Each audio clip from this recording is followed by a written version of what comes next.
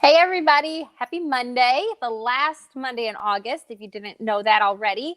I am Leah from Leah Noel Design Co. and this Designs, and we come together every Monday at noon to do a show called Beyond the Brush, which is just we discuss topics about really the furniture painting industry. And today we're talking about the topic, are you ready?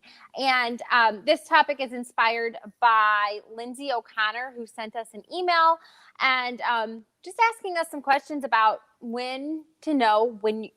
how to know when you're ready to do certain things in your business. So, Bianca, do you want to go ahead and kind of go through some of her email and let everyone know kind of what our question is today? Hi, everyone. Hi, I'd be happy to. Thank you for having me.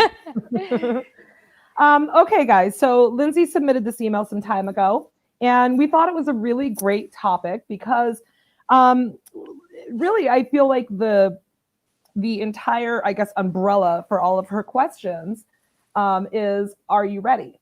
And so let's just dive into her email and see what she's asking, and see if we can come up with some answers for her. And hopefully, you guys have some of the same questions. So let's discuss. Let's discuss it. Okay, so and I'm going to skip around a bit, so bear with me here. So she says, sometimes I notice I struggle. I have all these ideas I want to do for my business. I've even been approached by others asking if I do classes, but I'm not sure if it's the right time. I always like to share my ideas with my husband. He usually loves to be the voice that challenges me to strive for more. Um, and I'll just respond to him and say, I'll do it when my business is bigger. How do you know when your business is ready to grow? So, I guess when I first read this email, let's just start here. Okay, I'm going to stop there and start here. When I first read this email, Lindsay mentions that she shares her ideas with her husband. Her husband is like, go for it, Lindsay. Look, you can do it. How funny. I'm wearing my Rosie the Riveter shirt today. It's perfect. I love Anyway, it. he's very right. He's very encouraging. You can do it. But her response is, your response, Lindsay, I know you're watching, is, well, I'll do it. My business is bigger. Question.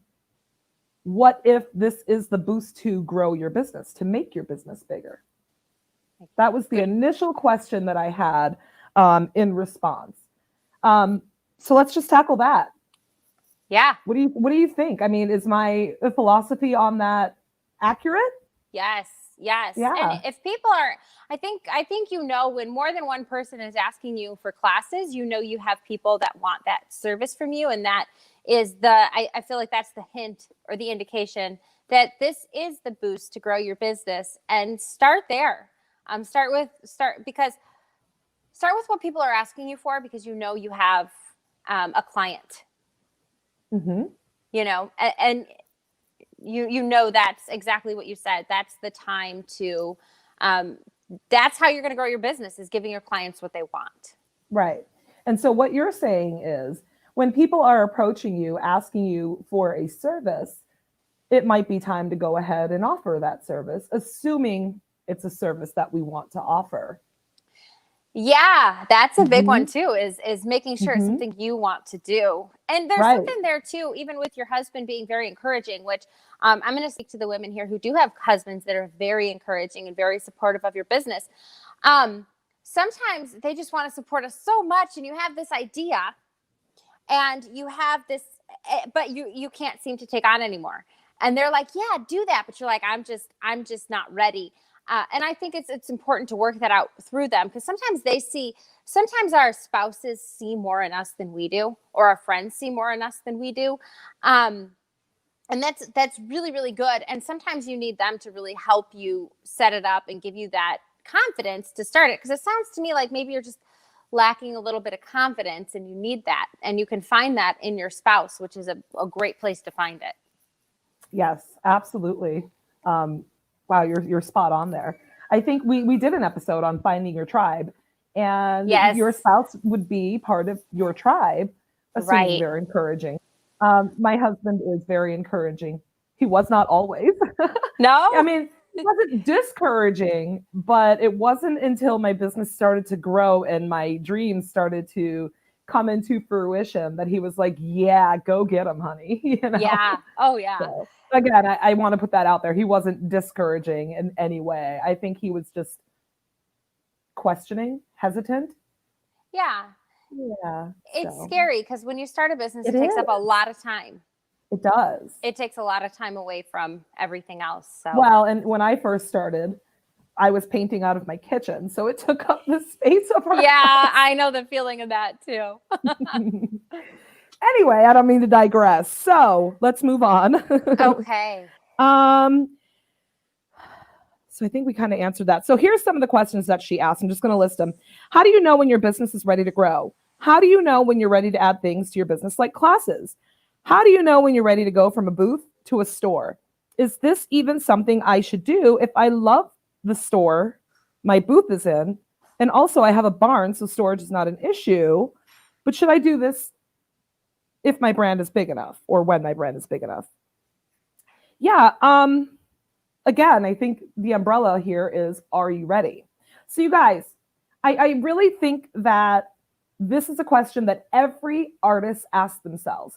So please, if you have questions pertaining to, am I ready? Maybe there's something specific that you're wondering if you're ready for. Drop them in the comments. I am keeping an eye on them for sure. I think that Leah, you kind of touched on something. I think we touched on that last week as well. When Leah had said, when people are asking you for something, it might be time that you're ready. And then Leah, you also said something just a minute ago that, maybe you have so many irons in the fire. And even though you do have people that are encouraging you and pushing you along, you might feel overwhelmed. Very, very brief story. And then I'm going to ask you to speak on this. There are opportunities that I know I would not have had I not shut something down or closed that door. Yeah. One of which is becoming a Dixie Belle brand ambassador. I actually was terrified at the door that I closed in order to make that happen. I closed the door, and within a month, Dixie Belle was asking me to be a part of their family. And I just can't help but to feel like if I didn't close that door representing this other brand, they would not have asked me.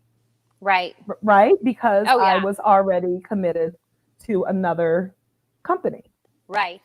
Right. Absolutely. So Yeah. that's just a quick example. Go ahead, Leah. Yeah, I'm a big believer in those types of transactions in our life of like, out with the old, in with the new, whether it's like clothing. Like if you need new clothes and you don't think you can afford new clothes, part of that process is you're creating a block. You need to get rid of the old and let the new come in. And it's the same thing with your business too.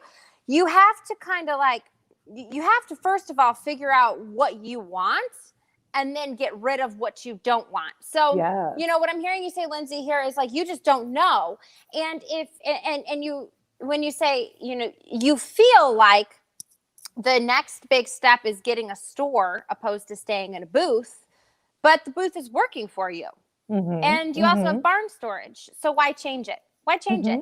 I've had a lot of people in my business ask me, when are you going to get a storefront? Oh, wow, you're working towards getting a store. And I'm like, no, I've never been working towards getting a store. I've like the online space works for me. So I've never had that aspiration.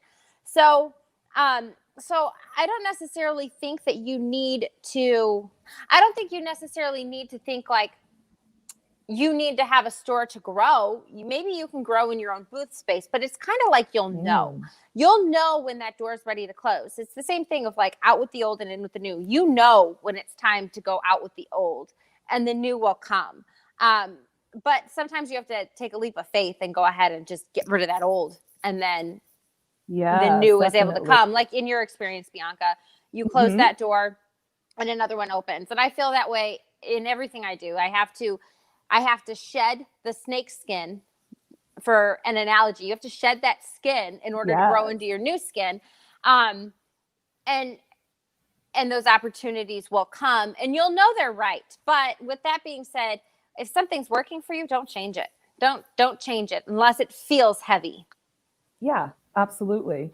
So, which totally ties back to what you said. What is it that you want? I think one of the most important things that we as artists / business owners need to figure out is, what do we want? What do we want? You guys have to ask yourself that question. And it can be hard.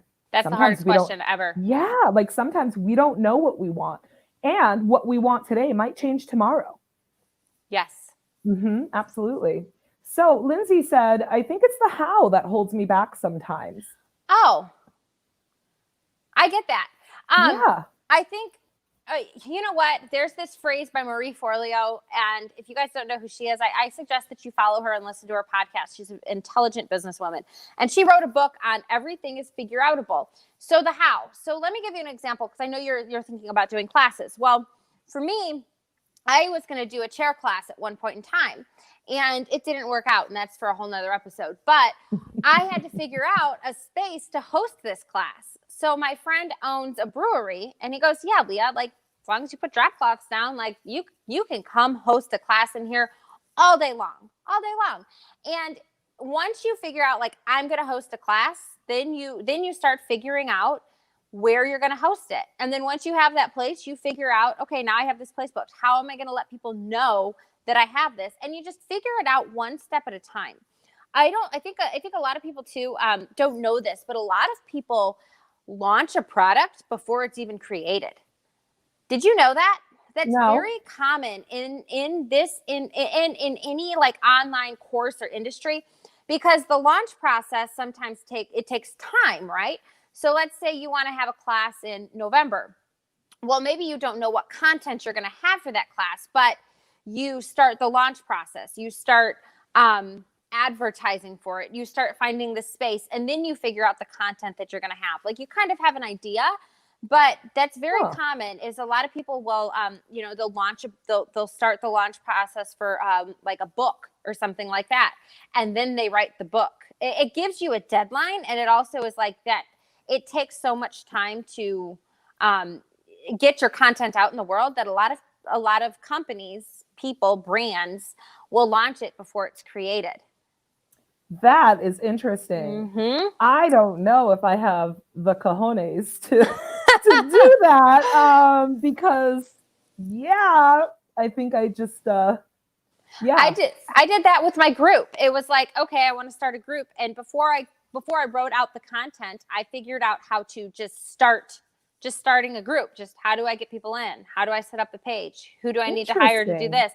Yeah. So when you're thinking, like, I think sometimes we think that we have to have all the answers right now.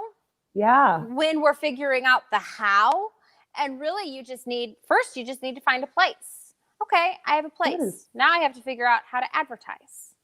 And that is sound advice, Leah. You've got my wheels turning. Yeah, I like that a lot. Yes. Yeah. So you just kind of go in order. And I feel that way too with, it's very comparable to like when I paint and I design, I have to get through this step to decide if I want to put this stencil on it or this stencil on it, right? I do that with every piece. Yes. Yes. So it's the same building process. If that's a good analogy for you, Lindsay, of when you're creating a piece and you're like, okay, I'm going to paint it black.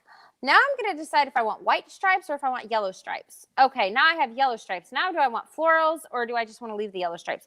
And then it's the same thing. You find the location.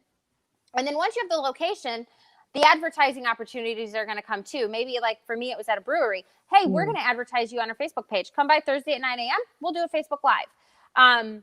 We're going to put a flyer up in our thing. We're going to send an email out. And so like a lot of that, the how happens when you take action. Yes. And who was it that somebody said something? Well, let's just take a look at some of the comments actually, because that's going to feed right into that is sound advice. My mind is just blown. I'm going to have to wrap my head around that. I'm glad I said something helpful today. It was so helpful. Yeah. Not just word vomit. Erin says it comes down to goals. What are the steps to get there? Of course you have steps and then you take them, you arrive there. That totally feeds into everything that you were just saying. Llewellyn says, yeah, I get that. I use waiting to grow my business as an excuse to not do things sometimes, more because of fear of failure than anything else. You are spot on, Llewellyn. How many of us hide behind fear of failure? But can I just talk to Llewellyn for a second because she's here? I mean, I understand fear of failure. Fear of success is real too, which that should actually be a topic. But Llewellyn, can I just speak to you? Like I've been watching you, and you're getting ready to explode. Like she really is. She is really. If you guys haven't looked at Warren to Whimsy, she's been on my radar for a while. You have a unique product, and you're so amazingly talented. And I just really want you to know that you're going somewhere, whether you like it or not. Like, unless you totally shut down, you're moving forward, because I see it. I just see her moving forward. Buckle up, so girlfriend. Keep it up. Yes, buckle up. So let's see. Brittany says, when is it time to start doing lives? I feel like I should start soon, but my anxiety tells me otherwise. What do you think, Leah? Today. Do one today. Right now. Do it today. Well, When after the you're episode. scared to do, after the episode. When you're scared to do something, just do it. Just do it, because you're not gonna be more or less afraid tomorrow. Or if you plan it for Friday, you're gonna have anxiety till Friday. Do it today. Just take massive action and just do it today. Take massive action. Take massive action. Girl, you are on it today. Monday has been good to you because man. wow, I'm just like gonna have to write these things down. Oh yeah, let me write that down. You got your pens. I was wondering. I got my pen. Yes, I got a happy mail from Miss Leah Noel Design Co. Yes, thank you. I love those. Massive action. Massive action. Thank you. Okay, yeah, no, that is just absolutely spot on. I actually am a person that struggles with anxiety. Believe it or not, guys. On the surface, it looks like I have it together, but behind the scenes, I'm sweating bullets. Yeah. And but yeah, it can really be paralyzing and hold you back. But you're right. I remember some of my first lives. It literally just took me getting in there and doing it. And you're right about not scheduling something too far in advance, because you're just going to be, stomach cramps and sweating all the way up until Friday, and it's only Monday. Why put yourself through that? Just do it. Absolutely. Yes. Absolutely. I love that. Okay. So here we go. Tracy says, I have a neighbor right now who wants to learn what I do. I have no idea what to charge her in terms. Well, I have no idea how to handle it in terms of what I charge her. How do you break that down without giving a figure? Because I think figures are personal. That's personal. But I guess, what is your time worth to you, Tracy? For me, how I go into those situations, again, without giving you a figure, because that is such a personal thing. I think I always get anxiety when people ask me a dollar amount on what to charge for something, because again, it's personal. But what is your time worth?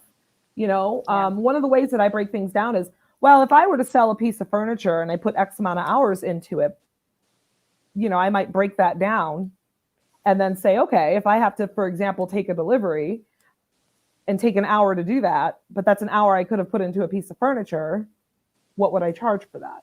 So I don't know if that helps you at all to come up with a number. That's just one way amongst many that you could come up with.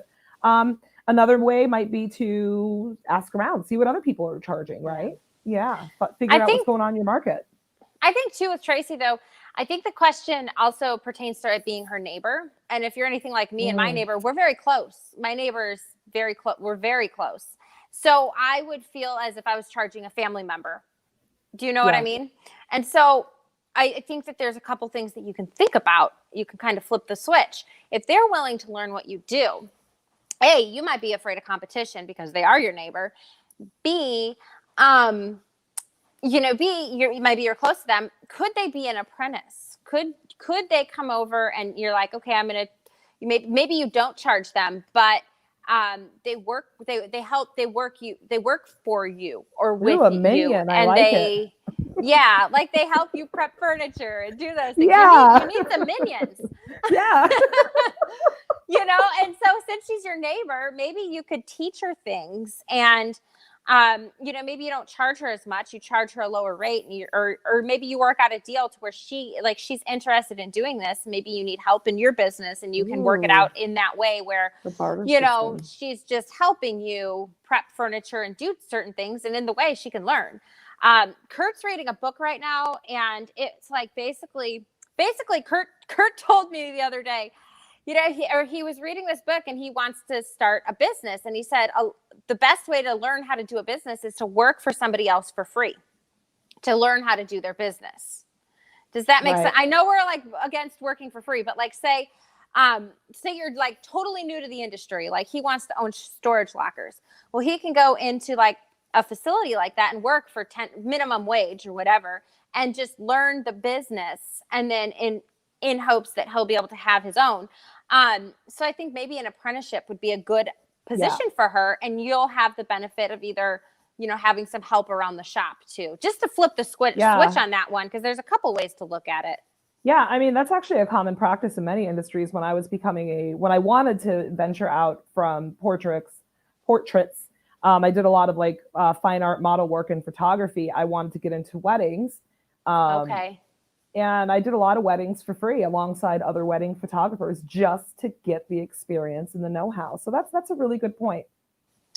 Now I won't do it for free. Now I won't do it at all. Right. Well, and that's the point. But, like, you don't do it for free forever, but just enough to figure out what I'm doing. Yeah. No. So Evelyn wants to know, can you make a living only doing furniture? That's a good question, Evelyn. Yeah, I think it's possible. Yeah. I actually had a conversation with somebody on this the other day, and it was basically like, there's really two routes. There's so many different routes. There's not just two. There's two in my head. When you're painting furniture, I think you can. Sometimes your output is going to be higher though, like I might only do 4 or 5 pieces a month, and I get compensated in different ways through affiliate links and whatnot, and through my group and those types of things. But other people put out 20 pieces a month, and they make probably similar, they make a good living on it, is what I should say. Well, so I'm totally in agreement. I think that's why I kind of had to think about that question for a second, because I do think of it in terms of those two ways as well. At this point in the game for me, the way, any furniture sales I get are kind of a bonus. Yes. Yeah. I mean, it's kind of like, oh, cool, I sold something. I have started making money in other ways. For example, as you said, affiliate sales, blogging, etc., things like that. So I definitely think it's possible. But see, while I'm focused on, putting out blogs, making videos, putting out other like how-to content on the forums and my website, I could be taking that time and pushing out more finished pieces as well. Right. Right. So it just depends on what you're doing and how much money do you want to make? Because for me, I'm replacing an income. My husband's retiring within the next year or two, and I have to replace his income. So, there's that for me. That's my motivation. For you, your motivation might just be, you want to sell 2 pieces a month at, and make $1,000 and be able to go on a nice vacation. So it all depends. It really depends on that. But I do think that you can make a significant income just painting furniture, especially if you live in an area with really good furniture. Right. So still looking at the questions here. Sorry guys, play a little catch up here. Question time. Let's see. All right. So Janet says, so if you're hosting a class workshop at my Dixie Belle retailer, what would be way to compensate me for that? So I think she's asking if she hosted a class at her local retailers, brick and mortar, how does she get compensated for that? That's actually a good question. I've actually had that thought. There's 9 brand ambassadors for Dixie Belle. You and I are one of them. Right. And, for me, there's a few retailers here in Arizona, and a part of me has had the thought of, I wonder if it would behoove me and the retailer to go and, I don't know, host a class.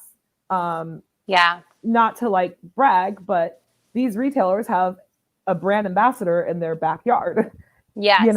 I actually don't have the answer to that. I do know that I would have to request something. I think it would depend on, the way I've thought about it was, how much am I going to put into it? Am I literally just showing up like a guest and hosting the class, or am I organizing it? Am I marketing it? Am I, gathering materials for it, scheduling it, all of that stuff?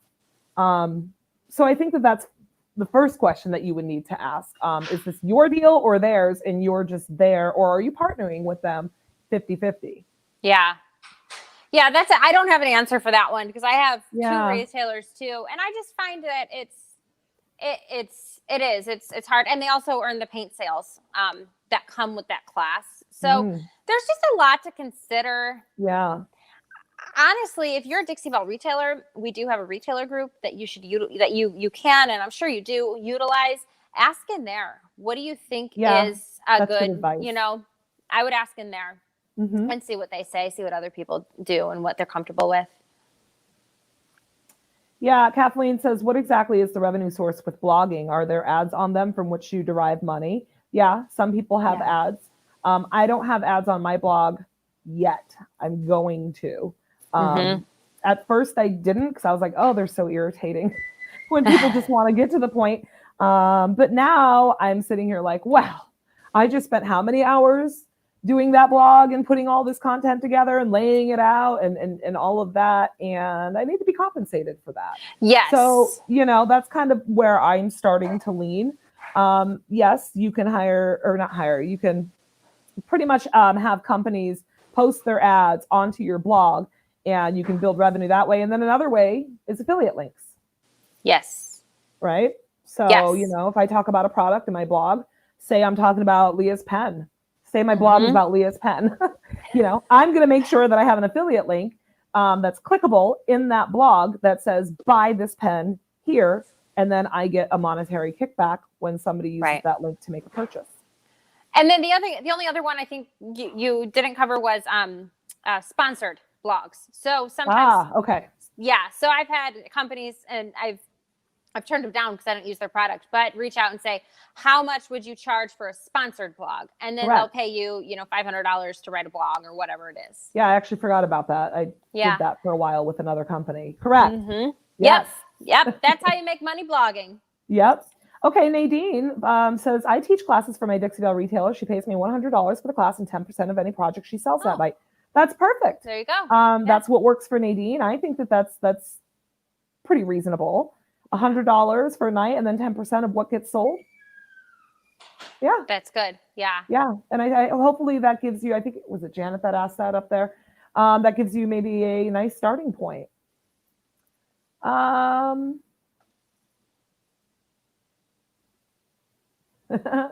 There's a conversation going on in here. Let's see. Susan, mine too. Mine complained about a piece in the garage so long. I told him I may not have learned how I want to paint it like how to paint it like yet.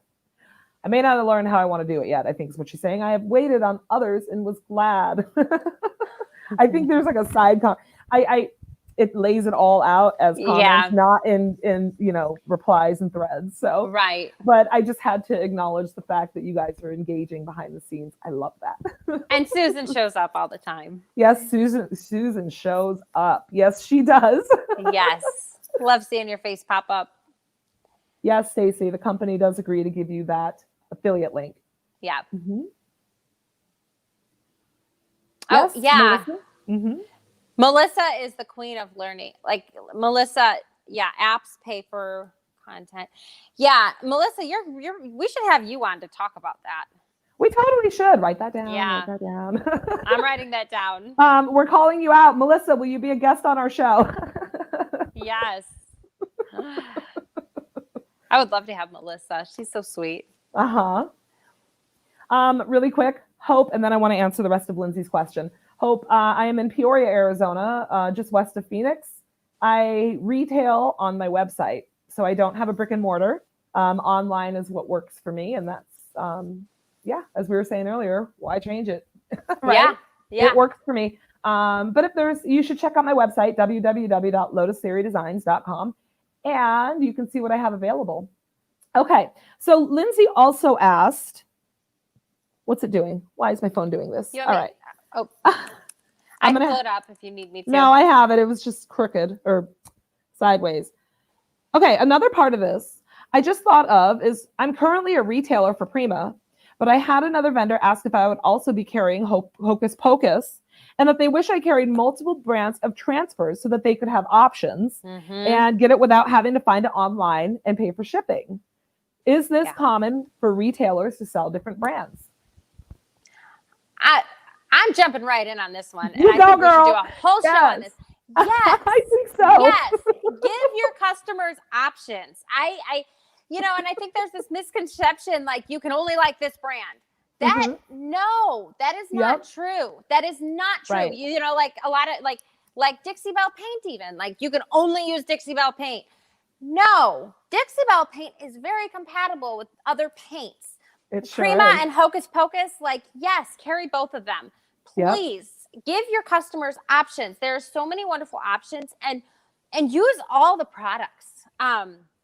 Use all the products. Like they're very comparable. And I think sometimes we think we have to it's almost like high school where it's very cliquey. Like you can only hang out over here with the Prima girls, and you can only hang out over here with the Hocus Pocus girls, and you can only hang out here with the with the Fusion Mineral Paint girls. And it's like, no, they all work well together.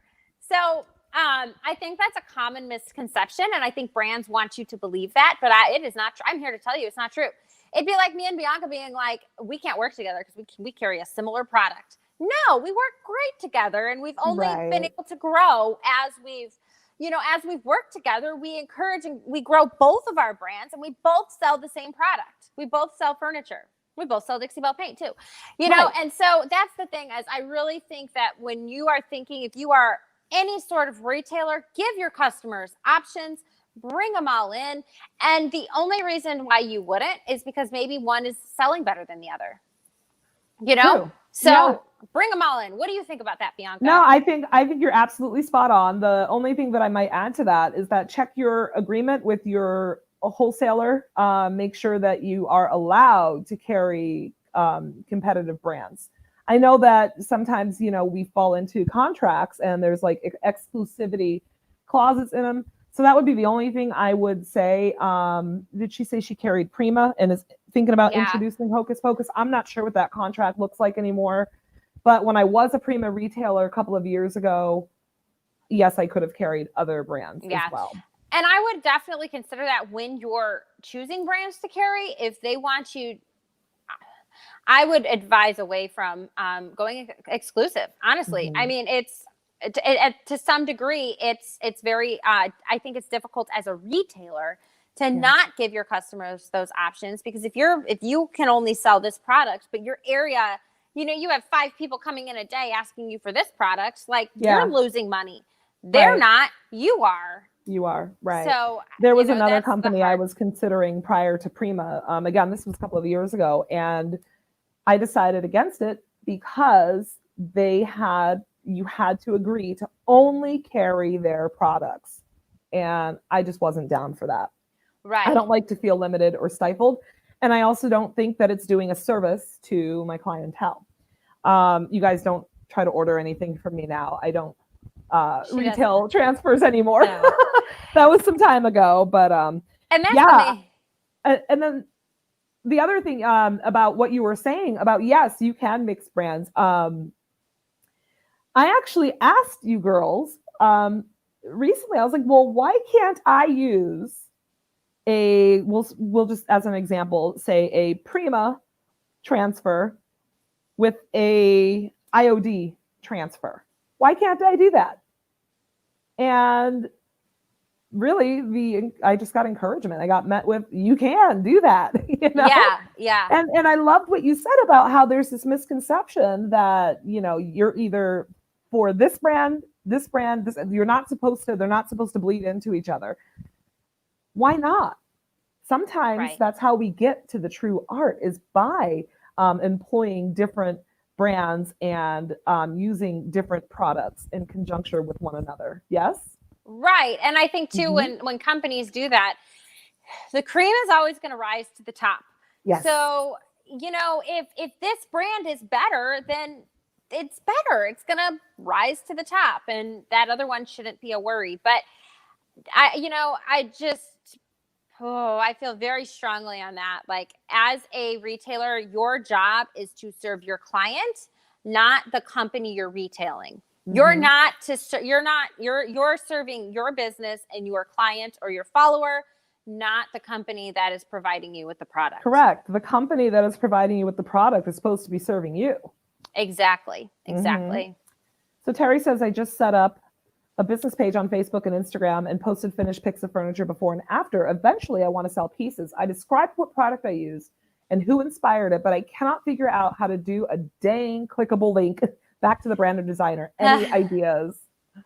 Yes. Go on your PC. Hey. Go on your PC. It'll be taggable. It's hard to do on your mobile app. Oh man, mobile's a hot mess. Yeah. If you're like finding that you're having issues, it's probably not you. It's just Facebook. Yeah. Yeah. Blame it on Facebook. Definitely do it on your PC. I have zero issues. Or if you're unable to do a clickable link, post the artist URL, which would be www. etc. Yeah. Post that in lieu of a clickable link if you're having a hard time. Yeah. Yes, Kelly, some companies do have non-compete clauses. So definitely be sure as you guys are entering into any contracts that you take note of that and ask yourself if that's something that's going to behoove you. Go ahead, Leah. I'm in a store that carries a brand and they won't allow me to sell Dixie Belle, even though they take a percentage. Very upsetting. Many want me to teach there also. Find a different store.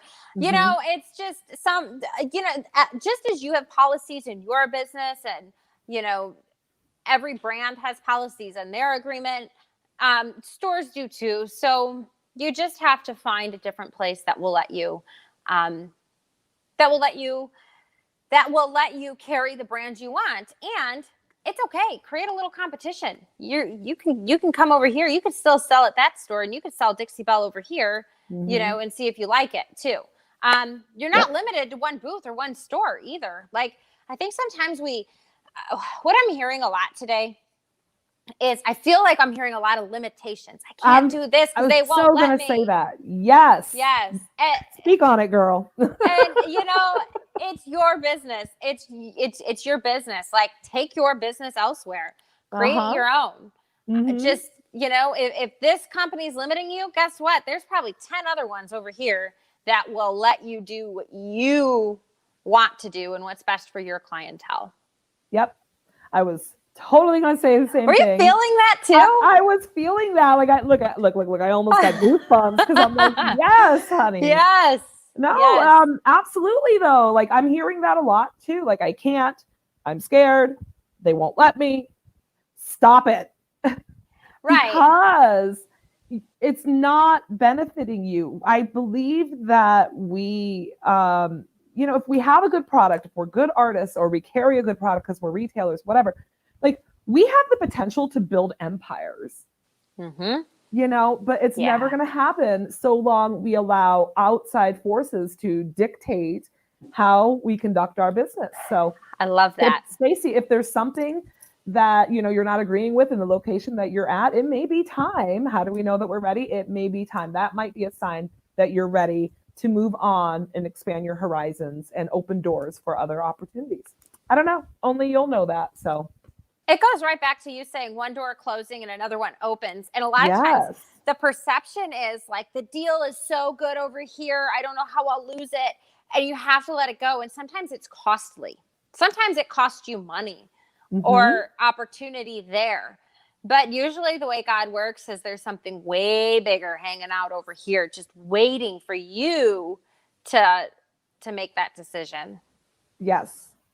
Boy, do I've got stories on that, but we're pretty much out of time. I have it written down. Yes. Okay, guys. Well, I hope that answered your questions, Miss Lindsay. Yeah, I think that your questions are good. I believe that the moral of the story that we came to was, you know, don't allow fear to hold you back. You know, if you are seeing the signs that you're ready, you may in fact be ready. The question is, what do you want and what's holding you back? Yeah? Yeah. Anything you want to add to that? No, I think we've covered it today. I think it was a great episode. Thank you for having me on here. Yeah. Okay. Yeah. You want to carry us out? Sure, I will. It's turned into a game of tag. Yeah, we do. We just play tag. It's like dinner time when we sit around, the family gets together, and it's like, who's gonna pray? We all do this. And Yeah, whoever right. comes up is the one that prays. That's good. 1, 2, 3, not it.